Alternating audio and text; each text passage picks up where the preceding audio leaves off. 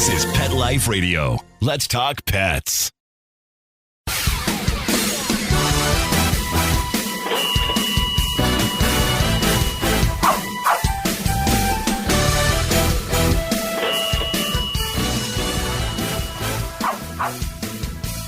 Hello and welcome to Six Figure Dog Business. I am your host, Ty Brown. This show is on PetLifeRadio.com. Now, this is the show where we help you start or grow your pet-related business to a healthy six-figure per year or more income.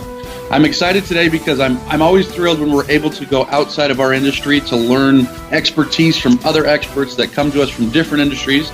So stay with us. I'm going to come right back with Jim Palmer. Tired of wasting money on giant bags, boxes, and jugs of litter that don't last? Switch to World's Best Cat Litter, the only litter that lets you use less and get more. World's Best Cat Litter uses the concentrated power of corn to deliver outstanding odor control and easy cleanup. It's lightweight, 99% dust-free, and pet, people, and planet friendly. It's even flushable. Make the switch to World's Best Cat Litter and save $2. Visit www.saveonworldsbest.com. Let's Talk Pets on PetLifeRadio.com.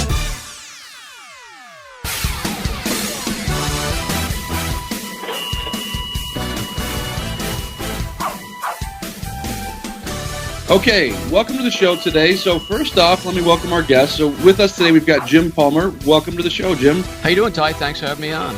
Yeah, thank you. Now, I kind of prefaced this in the intro. I'm excited to have you on because you're not in the pet industry, although I'm sure plenty of people in the pet industry have used your stuff over the years. I've seen your stuff over the years and kind of followed what you do.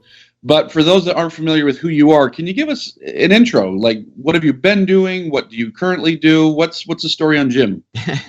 You know, what's interesting about that is if I look back on all the big aha moments I've had building my own businesses, most of them came from outside whatever it is I thought my industry was. Mm-hmm. So I think it's good and healthy to look to see what other people are doing and see how you can apply it to your niche. So I'm coming up on 16 years in the business. I started in the newsletter business. I'm best known as being the newsletter guru, although for the last 9 years, I've been the dream business coach, helping other people create their dream business.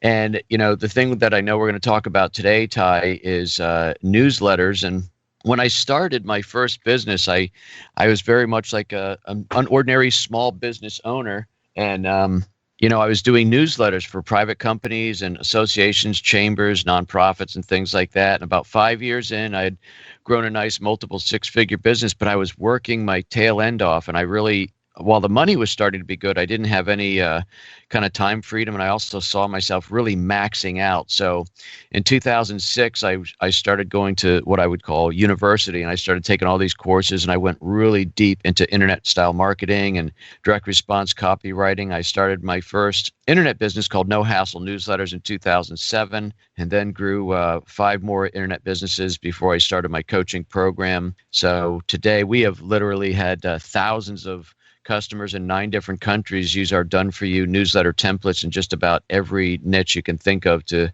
help get more repeat and referral business. So that's cool. So your original business wasn't something, and you used newsletters to promote it. Your original business was newsletters, is what you're saying. Yeah, so I'd had a pretty nice career. I was involved in marketing and franchise management, all kinds of things. But I created my first print and mail newsletter. So let's get that right off the bat. I'm not talking about email, although I do email myself. I'm talking about a print and mail, paper and ink newsletter that you mail once a month to your customers.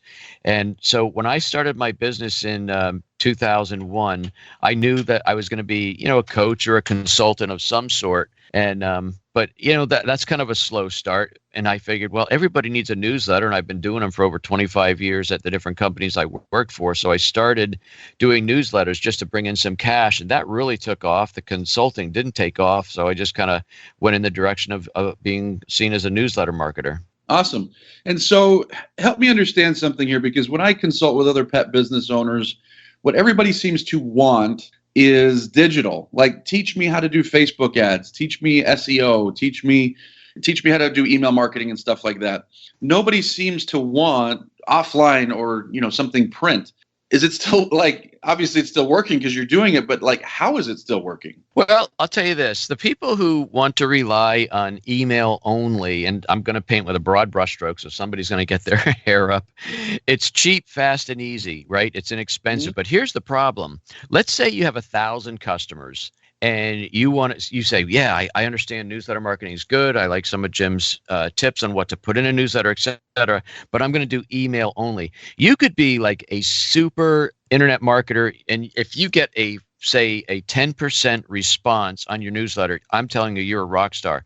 What that means is that 90% of your customers are not even getting your email newsletter. Whether or not they read it, they're not even receiving it in their inbox because it's getting trapped by the spam filters. And by the way, I think it's number 5 of the top 6 words which spam filters catch is the word newsletter. So you could say, yeah, I'm not going to invest in paper and postage, and I'm just going to do email alone. Well, that's fine. But you know what? 90% of your customers aren't hearing from you.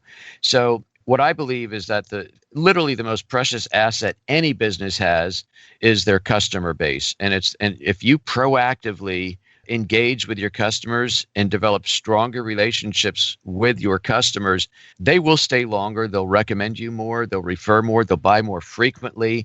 And that's really what we all want. We all want to increase our profits, but increased profits come from stronger relationships with your customers. And that's really why a print newsletter is so effective. And by the way, how many people subscribe to magazines, Ty? Like I subscribe to boating, yachting, all the things that I'm interested in, and they all offer an online version. I cannot read a magazine on my iPad. It's just wrong.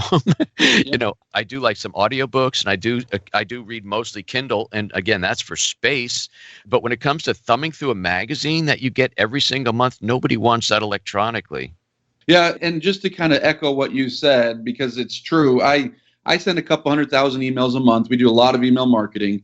And I was checking my stats the other day. I think I was 12% open rate. You're right. And so, you know, out of, 150,000 emails that I sent or whatever, what does that equal? Maybe 17,000 of them got opened. And so it's now it's effective because you're right, it's cheap. But what obviously what you're saying is far more people will read it once it, if it comes in the mail. Now, as you were saying some stuff, and I want to clarify because obviously this is a more expensive way to get in front of people. So is there a business or a product you wouldn't do it with because the customer value is lower? Or like how much customer value do you need in order to be doing something like this? I used to do a lot of speaking on this, and I've been challenged. I can't think of any business, and nobody's been able to stump me, really. I can't think of any business in which it doesn't pay to invest about a dollar a month or say $12 a year on your customers. The most expensive thing that any business has is the cost of customer acquisition. So I'm going to tell you a quick story. When I started No Hassle newsletters, after about a year, I was looking at my stats, and my average customer was staying for 6 months. And I'm like, 6 months, man, my program's good. I wonder why they're not staying. So I started talking to some of them, and I looked at different reasons. Most people had no complaints with the program, but what the problem was, they still didn't get their first newsletter out in the mail because, again, everybody goes to work putting out fires every day, and it just kept falling. And so 2 or 3 months or 6 months goes by. I said, we've only used it twice. Let's cancel it. So what I started doing is I put in some steps to strengthen the relationship. So when somebody joined our program, they get a phone call within 24 hours from a live person. We offer to help get their first newsletter out the door. And I also did a couple other things. We sent a welcome note in the mail, sometimes accompanied with a brownie or cookies or something. After 3 months, I would send them a copy of one of my books, usually in this case, my book called The Newsletter Marketing Book. And I would do all these different things. Fast forward about 2 years, my average retention had doubled it's more than doubled. It doubled to almost 18 months. And today, many years later, my average customer with No Hassle newsletters stays for 36 months. Now, what I invest in, and I used the word proactive before, every single time we get a customer in our business, it's now an automated sequence that happens over 6 months. I know exactly to the penny. I invest $42.80 on every customer that I get within the first 6 months. Now, that $42.86 has resulted in about almost $3,000 more revenue per customer. So what I was able to do is proactively engage my customers, and therefore they stayed longer, they referred more, they did more printing, so it wasn't just a newsletter customer, they also used my printing service, etc. And so when people go, I tell that story and they go, $42.80, Jim, I've got thousands. You're telling me I should invest $42,000? I said, but think of it this way. I invest $42.80, and on average, it doesn't happen, but on average, I've increased my revenues almost $3,000. Who wouldn't do that all day long? So it is an investment, but you make smart investments that have a return.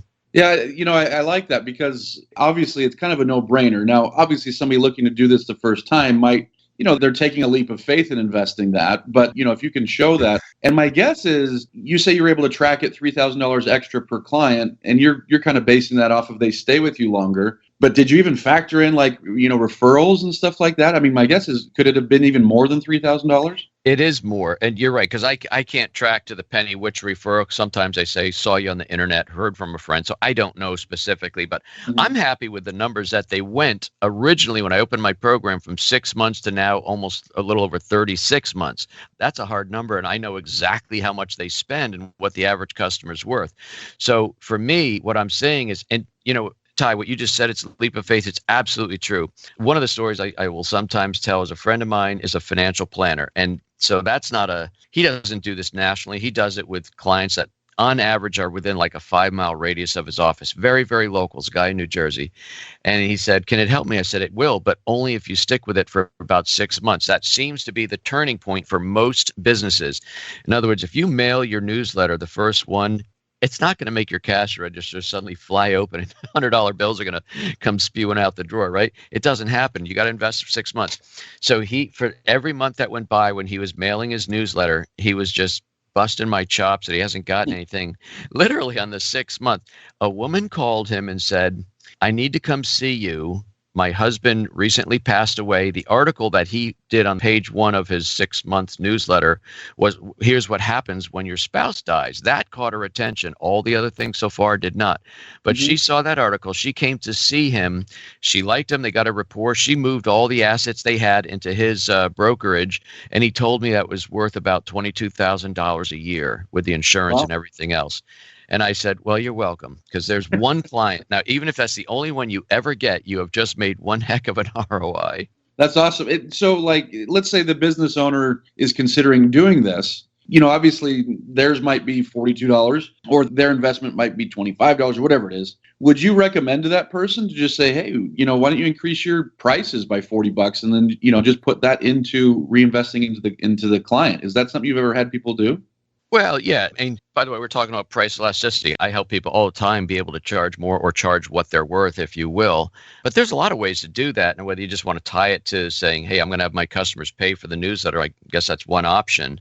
But if people are wondering, well, how exactly is the newsletter going to make me money? There's a very important thing that you want to remember. It's called the what else factor. I want everybody to think about if you've ever gone to a networking event or a holiday party and one of your longtime customers says to you, hey, we just did XYZ, or we installed this whiz-bang service in our company, whatever it is. And you go, well, how come you didn't give me a chance to bid on that? And he goes, well, I didn't know you did that. See, most customers come to a business by way of a single transaction.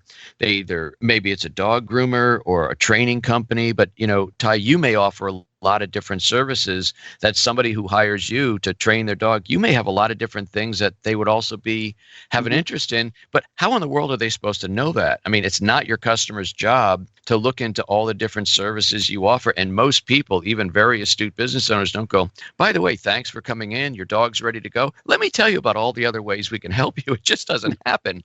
But when you get a monthly newsletter and that page 1 story is always about the what else, it's about what else you do. And you tell that story by way of what I call a success story, how your company has helped another customer doing whatever it is you do.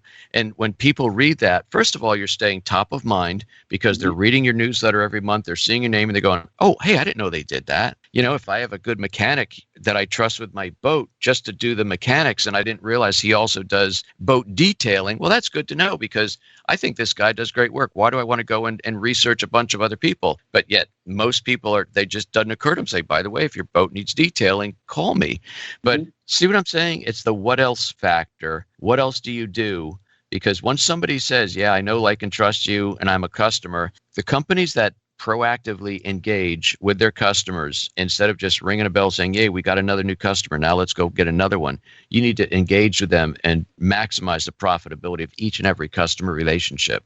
Yeah, I like what you said about top of mind. And I've seen that in my business, because I told you off air that I email a newsletter every week. And what my newsletter is just a goofy story from my life. I'm not even talking about dogs. A goofy story about my life. And then I relate it to dog training somehow and then make an offer. And every week it drives sales, not because my newsletter is great, not because I'm teaching them something awesome, but just because I'm staying in front of them. And just staying in front of them, makes that happen. And so I'm guessing, that's a very similar concept of what's happening with the physical newsletter. It is. And as you said, and by the way, 12% open rate is phenomenal. So congratulations on that. However, I can tell you, you can get a 100% deliverability rate by mailing it and getting it into the mailbox at the end of their driveway. The thing is, if you invest, and it's usually somewhere 3 or 4 to maybe 6 months, that seems to be the turning point. I've been doing this an awful long time. Once you get to that point, you're going to start hearing people say, "Oh, somebody referred me," or somebody might walk in your business if you have a physical business holding a newsletter that was sent to a neighbor, or somebody's going to say, "Hey, I didn't know you did this. I didn't know you also worked with X, Y, and Z. I need help with that." That's the power, but it's not going to happen immediately. And so you need to kind of steel yourself up a little bit, because people that stay with me for about 6 months, they almost never leave, because they continue to send out their newsletter, because it, like you said, every time you hit the go button on yours, it brings in revenue. Yeah. I want to take a quick break, but when we come back, I want to get more into the nuts and bolts of how this actually happens. So stay with us, folks.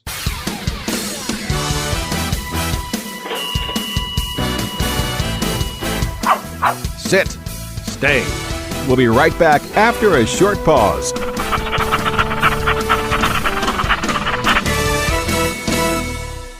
Ew, get the stinky dog away from me. Bad breath and bad gas. Petey stopped eating. All his hair fell out. Itching, licking, missing fur. At least $5,000 in vet bill. Creams, antibiotics, sprays. No results. Everything we tried failed except the Dinovite. DINOVITE.com. If you want the dog to be healthy, you got to feed it something healthy. The omega-3 fatty acids. Flaxseed, zinc, alfalfa. The digestive enzymes that are cooked out of regular dog food. Dinovite is nutrition. The shedding is stopped and the itching is stopped. Her coat is now soft, it's silky, it's healthy and shiny and glossy. She's got life, she's got energy. Tons of energy, no more bad smells. Dinovite's the bomb.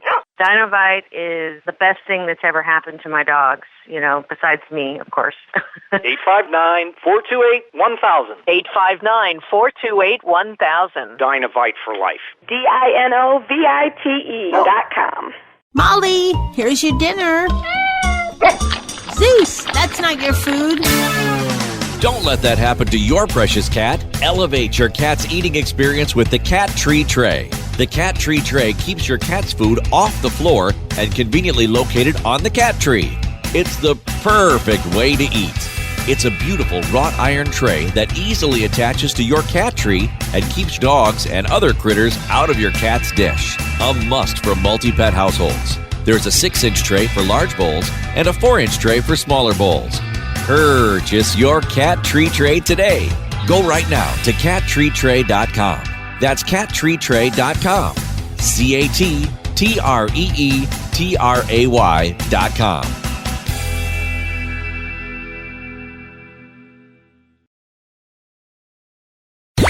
Let's talk pets. Let's talk pets On Pet Life Radio. Pet Life Radio. PetLifeRadio.com.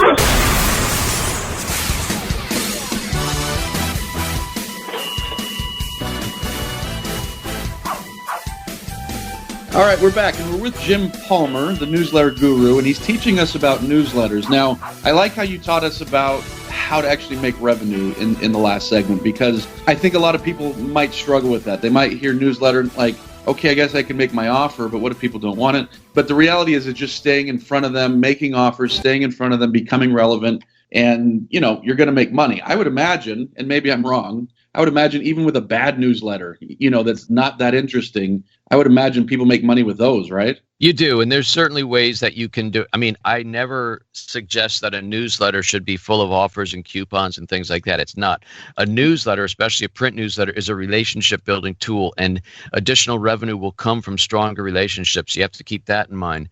One of the ways that you can actually sell within a newsletter is to use what's called a freestanding insert, an FSI.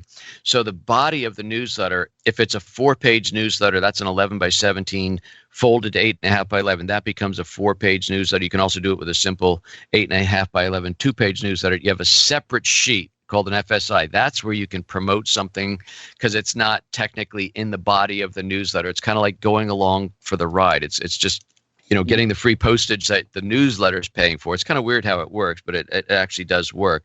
The thing about, and the newsletter, you know, the top of mind, long time ago when we had our house, literally about 20 years ago, we changed mortgages, or, you know, back when interest rates were dropping, and I think that they were 5 or 6%, not 3% like they are today. But we refinanced our home, and I just went to the Sunday paper, and there was like this big grid, and, you know, I pulled out 3 names, and I called 3 people on Monday morning, and 2 of them never called me. One guy called me back and said, "Hey, we're going to take good care of you. I'll even drop off the forms. I'll use the little those posty arrows. You'll sign them. I'll pick them up when you and your wife come in for closing. We'll have you out of there in less than a 90-minute." He did everything great, and I am just a student of customer service, so I referred him probably at least 3 or 4 to neighbors and friends 3 or 4 times. About 4 months later, my neighbor said, "Boy, I think interest rates are climbing up. Who's that guy you were bragging about?" Ty, I promise you, I could not remember his name. Yeah. He says, "Well, what's the company?" I said, "I don't know. I can drive you there today, but I don't know." I said, "I'm sure I got paperwork somewhere inside." But my point is, it's not my job to remember the vendors that I use. It's not my job to remember. It's their job to remind me. The Direct Marketing Association says that every 30 days that goes by, 10% of your customers will forget about you if you're not in front of them. That should be a pretty scary number to most people. And that is, boy, I want to like highlight that and triple underline that, because that's a deadly mistake in our industries, because we work on an intimate level with people. We're working with their dogs and their pets, and people love us and we love them. But people make the mistake of thinking, well, they love me so much and, you know, they're going to keep referring me. And some people do, you know, some people do have that, you know, ability. But I think back, just like you're talking about, I can think of a handful of instances where I was super happy with something and totally forgot like how to find that person, you know, later. So that's so true. I want to get into kind of the composition, like what goes into these newsletters, but I had one more question before that. You're talking a lot about sending these to customers. Do you ever recommend sending them to prospects as well, or do you just send a customer?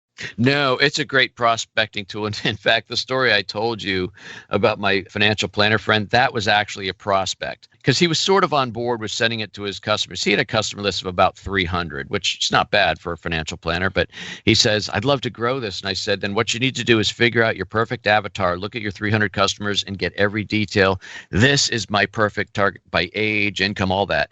And I said, "And then I will help you get a mailing list." And, you know, it ended up being like about 2,000 names within a 5-mile radius of his office. And he just started out picking like 200 or 300 names and mailed them consistently. In truth, Ty, that's what he was busting my chops at. I'm mailing 300 names, mailing them. I'm getting nothing. And that lady was actually a prospect. So yeah, you can definitely do that. It's a great way to introduce yourself. At first, somebody goes, "Oh, what is this?" And if you do it right, so I'm going to tee off into your other question about the content. Your newsletter should be fun, interesting, informative, and entertaining. It should not be salesy. This is in all ways a relationship building tool. If you go to a party and you meet somebody or networking event, "Hi, my name's Jim. Do you want to join my top end program?" No, you don't do that. You have conversations with people. One of the things that I often point out is that Reader's Digest is the most subscribed to magazine, I believe, still to this day in history. And it's not about any one thing. If you think about Reader's Digest, there's the humor, there's the real life, somebody saved a life story. There's all kinds of different things and tips about financial planning and money and teenagers, work-life balance. People read that. Number one, it's entertaining, it's informative, it's a little bit of escape from the normal negative crap. And that's what you want your newsletter to be. So if you're a financial planner or even a CPA, you don't want to send a 4-page newsletter about the latest tax law or Sarbanes-Oxley or whatever some of these because you know what? My own accountant does that too much. And I'm like, Scott, why are you putting that in there? Because I think people want to know. I said, the only thing I want to know is that you're on top of this for me. That's why I hire you. I don't want to know tax law. I just want to know you. So that's the thing. Don't make your newsletter all about what it is that you do specifically. There can be some of that, but the balance of the content should be non-business related, but it should be something that your customer will enjoy reading. So give me an example. Take a dog training company. Like, what would they put in a 4-page newsletter, for example? Well, page 1 is going to be the success stories I mentioned. That is how your company worked with another client.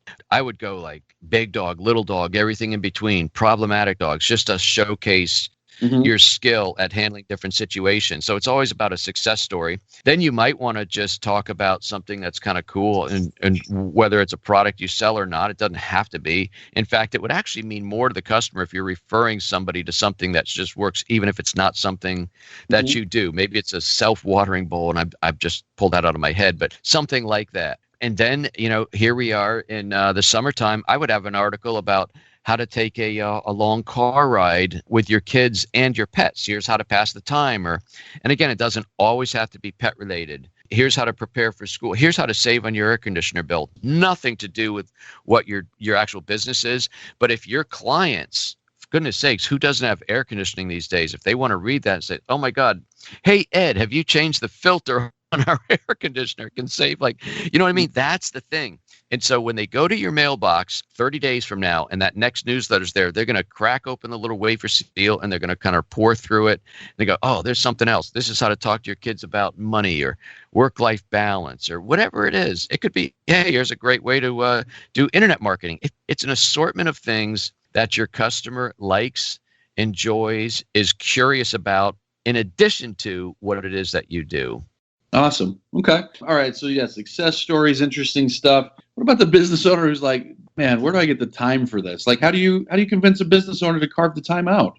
Well, this is going to be incredibly self-serving, but they should use a program like No Hassle Newsletters. But in seriousness, the reason I created that program, Ty, is when I was out speaking in my first business and meeting clients, a couple of my clients said, Jim, you know why you're here? I said, well, yeah, we're here to work on your newsletter. I said, yeah, but he goes, I never know what to put in it, and it always takes me too long to do it. And he was essentially saying, that's why I'm paying you to do it. That was a big light bulb moment for me, and that's kind of why I created my Done For You program. And that really is the reason. Most people, I think, inherently understand the value in staying connected with their customers. They understand top of mind.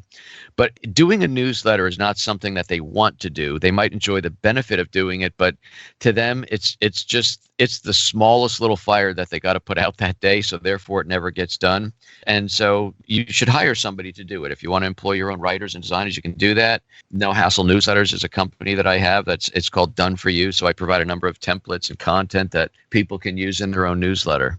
Awesome. And so I do want to, here finishing up in a second, I want to tell folks how they can get in touch with you. But before we do that, you've told us a couple success stories of some of your clients and things like that. How about one more success story before we finish up? I had a client. This was in, I'm going to say 2010 or 2011. Somebody I met when I was speaking, I believe it was in St. Louis.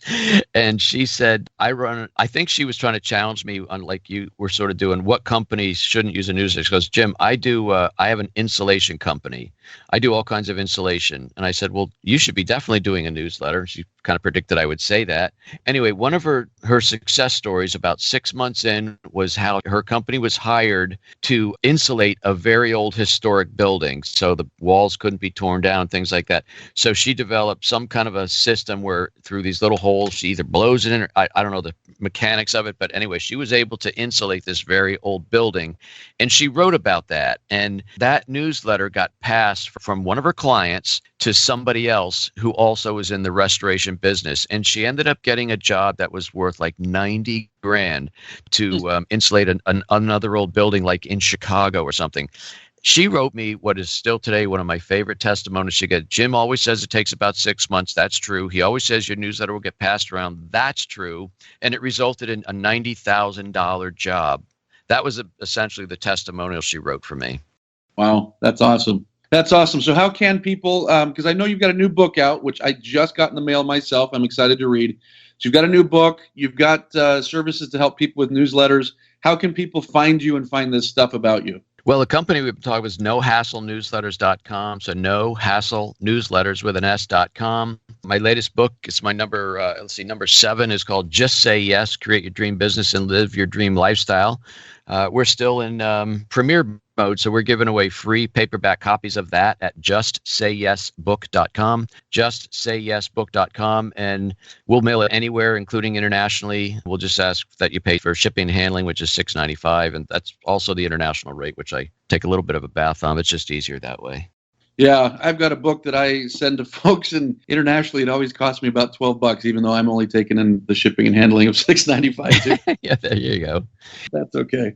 Well, cool. Well, awesome, Jim. This has been, like I say, for me, this is huge because I've been wanting to do a newsletter for a long time. So this gives me a ton of great ideas. For folks listening, I can promise you, even though I've never done this, having done email newsletters, I can promise you there's a great power. And so I'm pretty excited, to kind of start doing my own physical print newsletter and getting that in people's hot little hands every month. So make sure to check out all of my shows here on PetLifeRadio.com. Just head over to Six Figure Dog Business, click that link. While you're there, listen to all the other shows. There's a ton of great content on this station. And then head over to TieTheDogGuy.com to check out how I help other businesses like yours in consulting and helping you grow your business. Thanks for listening, and we'll talk to you soon. Let's Talk Pets, every week on demand, only on PetLifeRadio.com.